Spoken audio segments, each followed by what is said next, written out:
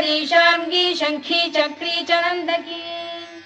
श्रीमान्नारायणो विष्णुर्वासुदेवोऽभिरक्षतु वनमाली गरीशार्ङ्गी शङ्खी चक्री च नन्दकी श्रीमान्नारायणो विष्णुर्वासुदेवोऽभिरक्षतु इतीदं कीर्तनीयस्य केशवस्य महात्मनः नाम्नां सहस्रं दिव्यानामशेषेण प्रकीर्तितम्